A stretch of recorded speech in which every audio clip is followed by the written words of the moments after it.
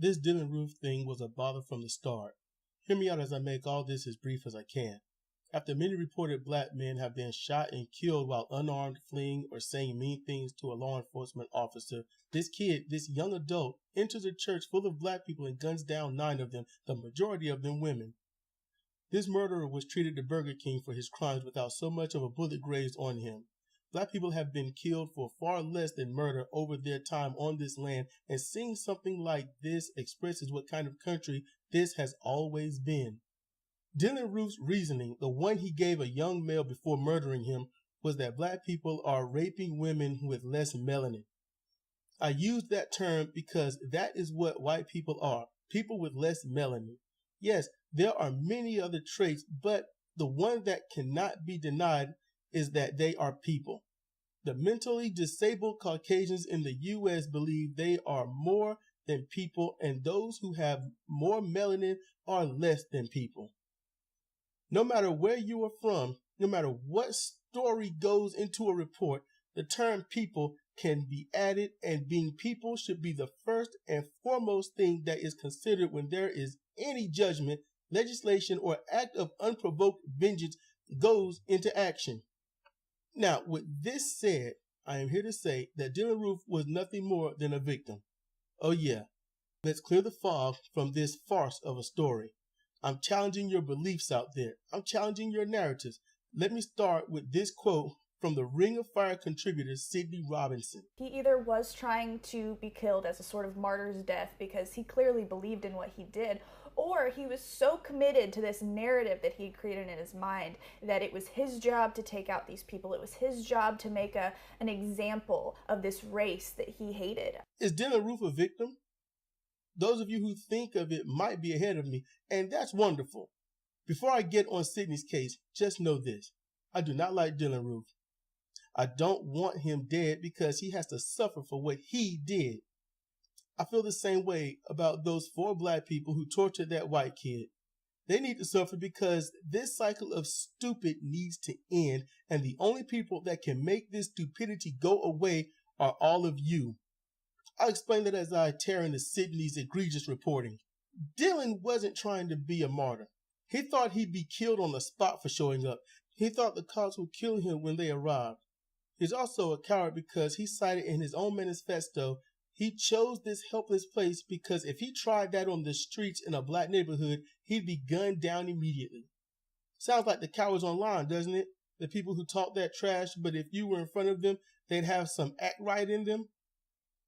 Dylann was not trying to be a martyr, and it's stupid to think so. Dylann represented himself in court to make a statement and be a public stand against black people and other people of high melanin counts. If there is anything that comes up where Dylann says that was his goal, then cool, so be it. The terrorist is still going to get off easy.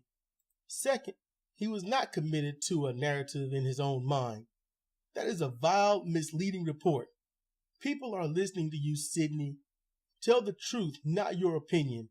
You're a contributor, thus a reporter, and thus owe the people the truth and not your antiquated fictional propaganda to remove responsibility from the real issues that no one is talking about. Let me talk about it for you and for those who are too scared to say it. This is a racist country. People of all shades of brown, from the palest who we call white people to the darkest we call black people, people are racist. Why we are is a different topic. This topic here is on Dylann Roof being a victim and why, and that is it. No human being is born racist. My daughter was not born hating any color, tone, sound, or any of that. Dylann Roof is no different than my own daughter in that regard.